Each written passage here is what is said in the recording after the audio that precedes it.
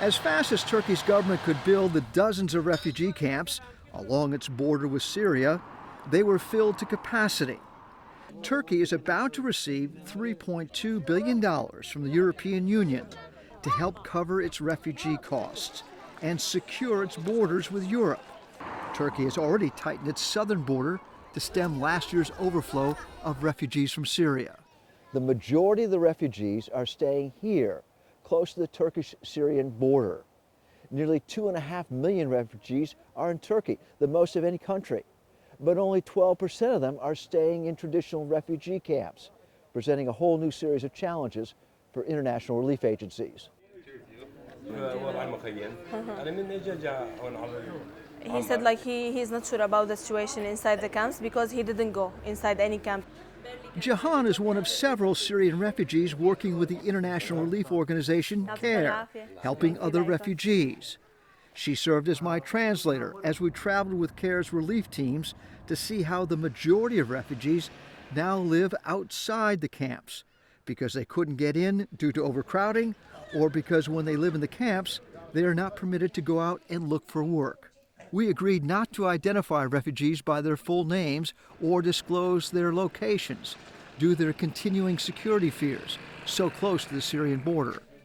Saddam and his extended family lost their homes in Syria to fighters from the so-called Islamic State group, or ISIS. They now live in this abandoned shop without plumbing or regular electricity that costs $50 a month to rent. Because the only construction and agricultural work they can find is seasonal, their only source of income this winter is their 12-year-old son's job in a bakery that pays only $2 for a 12-hour day. Saddam told me that if the situation here does not improve, he will consider leaving for Europe. Most refugees living in these makeshift shelters that have sprung up in small border towns have used up most of their money and other resources just to get into Turkey. They don't have the additional $3,000 to $6,000 per person smugglers would charge them to go on to Europe, at great risk in a small boat or crowded truck. And going to the United States isn't even a consideration, given the cost, distance from Syria, and the U.S. immigration restrictions.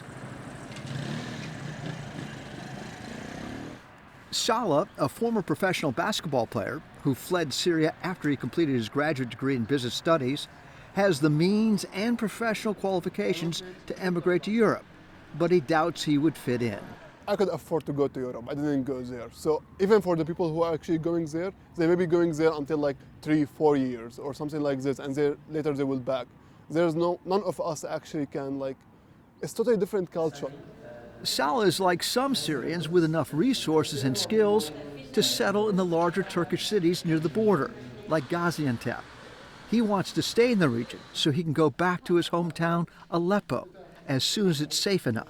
If you go to Gaziantep, where I am based there, you will see all the Syrians from Aleppo city living in Gaziantep, because Gaziantep is really close to Aleppo, the same kind of food, the same weather, everything else. Mm-hmm. And also, we have Syrian coffee here, and also the trademark, it's Syrian. They weren't using this. Rana, an English literature professor back in Syria, is now a social worker, helping her fellow Syrian refugees get food and housing. She believes many refugees' cultural ties to the region are holding them back from going to Europe as much as the financial and legal obstacles. It depends on the mentality of Syrian people. For example, if they find jobs and they could be able to afford living in Turkey, I think they will rather stay in Turkey. They don't need to even exert efforts to learn the language, and they share a lot with the Turkish people.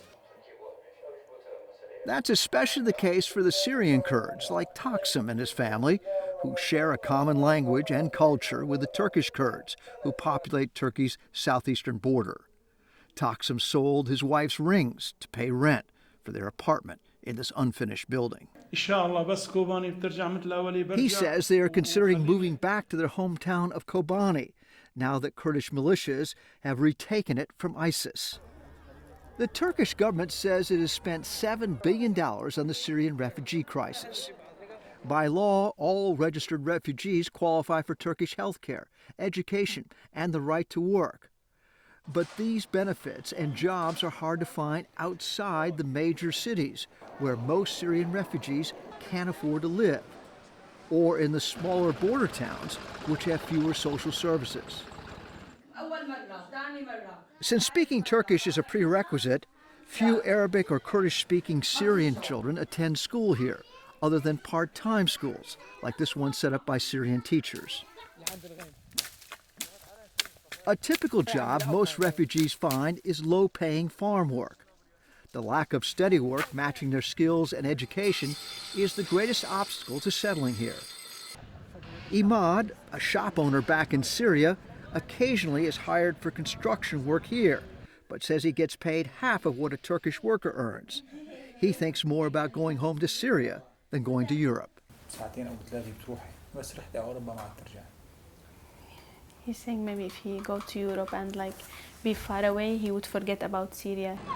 So we have two big drop-offs here. As the new head of CARE USA, Michelle Nunn went to the region last summer to assess the refugees' needs and how aid groups could best help the host countries. When I was there recently and asked people, how are you going to get through the winter, they don't yet know.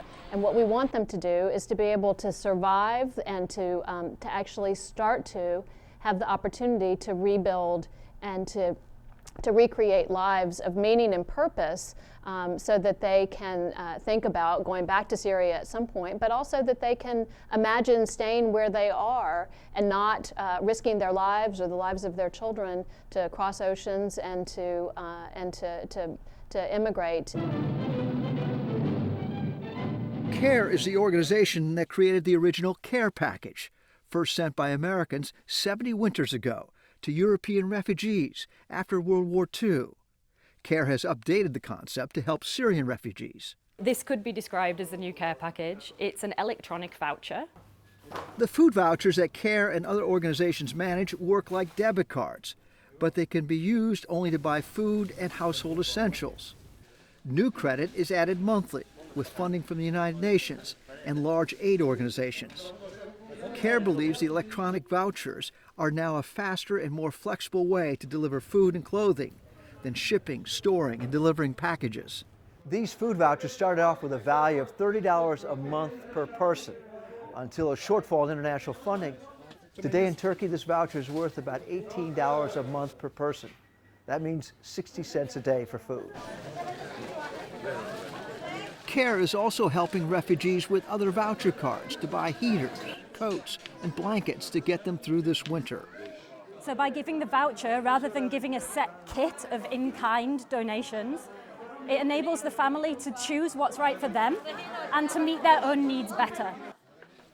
Too scared to go forward to Europe or back to war-torn Syria, most of the refugees we met are resigned to the reality of living in Turkey for the foreseeable future, especially if the international community fulfills its pledges of humanitarian aid. Living just a few miles up the Euphrates River from Syria, these border towns are as close to home as they can be.